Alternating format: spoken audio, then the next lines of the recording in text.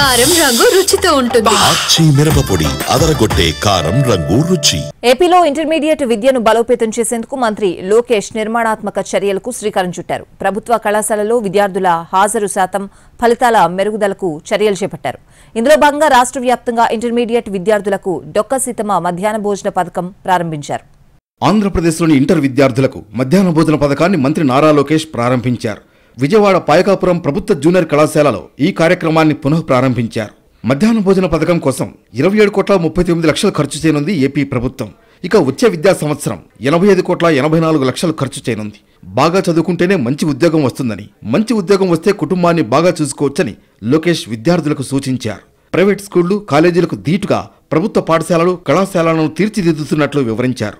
రాజకీయాల్ని ప్రభుత్వ విద్యకి దూరం పెట్టాలని నిర్ణయం తీసుకుంటారు. మీరు చూశారు, ఎక్కడ కానీ మా ఫోటోలు లేవు, మా పార్టీ రంగులు లేవు, మీకు ఇచ్చే మెటీరియల్లో మా పేర్లు మేము పెట్టుకోవట్లేదు.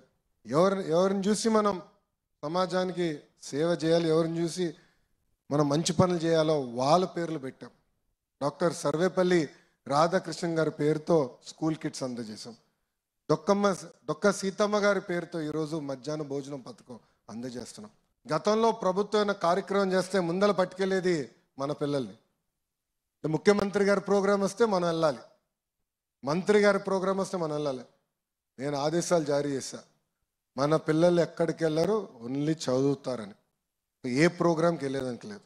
ప్రభుత్వ పాఠశాలలో కానివ్వండి, జూనియర్ కళాశాలలో కానివ్వండి, ఎక్సెప్ట్ జాబ్ మేళాస్ ఇంకెలాంటి కార్యక్రమాలు కూడా జరిగేదానికి లేదని మేము నిర్ణయం తీసుకున్నాం. ఇక ఇంటర్ విద్యార్థులకు రోజు ఏర్పాటు చేసే మధ్యాహ్న భోజన పథకంలో మెనూ కూడా సిద్ధం చేశారు. ప్రతి సోమవారం హాట్ పొంగల్, ఉడికించిన గుడ్డు లేదా కూరగాయల పలావ్, గుడ్డు కూర, వేరుశనగ చిక్కీ ఇస్తారు. మంగళవారం రోజున పులిహోర, టమోటా పచ్చడి లేదా దొండకాయ పచ్చడి, ఉడికించిన గుడ్డు, రాగి జావా వడ్డిస్తారు. బుధవారం నాడు కూరగాయల అన్నం, బంగాళదుంప కుర్మా, ఉడికించిన గుడ్డు, వేరుశనగ చిక్కీ ఇస్తారు.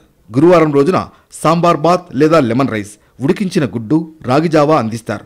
శుక్రవారం నాడు అన్నం, ఆకుకూర పప్పు, ఉడికించిన గుడ్డు, వేరుశనగ చిక్కీ వడ్డిస్తారు. శనివారం రోజున ఆకుకూర అన్నం, పప్పుచారు, తీపి పొంగలి, రాగి జావా ఇస్తారు. జూనియర్ కళాశాల విద్యార్థులకు సైతం డొక్కా సీతమ్మ మధ్యాహ్న భోజన పథకం ద్వారా నాణ్యమైన ఆహారాన్ని అందించడాన్ని స్వాగతించారు డిప్యూటీ సీఎం పవన్ కళ్యాణ్. ఈ మేరకు శుభాకాంక్షలు చెబుతూ ట్వీట్ చేశారు.